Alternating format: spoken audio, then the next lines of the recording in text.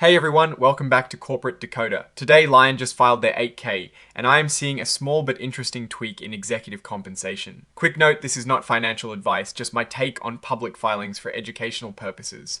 The big takeaway is an extension for their Chief Financial Officer, which hints at a stable outlook for their financial leadership right now. This filing is from the 20th of July 2026, and it is about Lionsgate Studios Corp. The main point here falls under an item that covers changes in company leadership and executive pay. What happened is that the folks in charge of setting executive pay, called the Compensation Committee, decided to extend the contract for their Chief Financial Officer, James W. Barge. His employment agreement is now extended by 3 months, running until the end of October 2026. This part of the report lists the documents that back up the information being shared. The actual extension agreement for Mr. Barge's employment is attached as an exhibit. This signature shows that the report was officially reviewed and approved by Bruce Toby, who is the Executive Vice President and General Counsel for the company.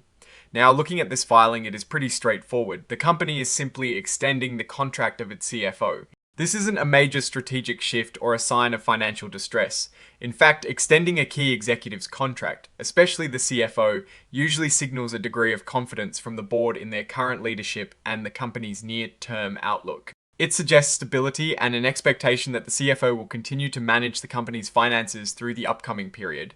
We've seen Lionsgate Studios Corp. in the news recently with some buzz about potential buyouts and fluctuations in its stock price. Between the 11th of July and the 15th of July, for example, the stock experienced 9 consecutive down days, dropping 18%.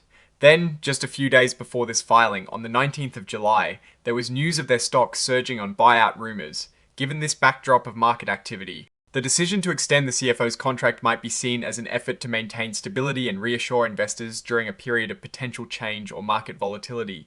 It is like saying, our financial captain is staying on deck. From a financial perspective, there are no new numbers presented in this particular filing. This 8K is focused on a change in executive contracts, not a financial performance update like a 10Q or 10K. However, keeping experienced leadership in place, particularly the CFO, is crucial for navigating financial reporting, investor relations, and any potential strategic moves like a merger or acquisition. A stable financial helm is important when the stock is seeing such varied headlines. For instance, if there is a buyout, having a known and trusted CFO will be vital for negotiations.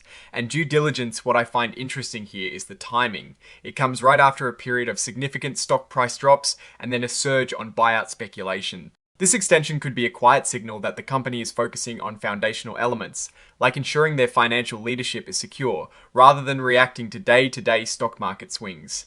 It's a move that implies a longer-term view. The risk I am watching is how this stability in leadership plays out against the backdrop of potential strategic shifts in the company. What I am actually looking for is what this means for their next earnings report and any analyst calls that follow. Oh, and the research tools I actually use are linked in the description. They help keep this channel going. That is my take. Stay decoded, and if you found this breakdown helpful, like this video, subscribe for more, and join our Discord linked below.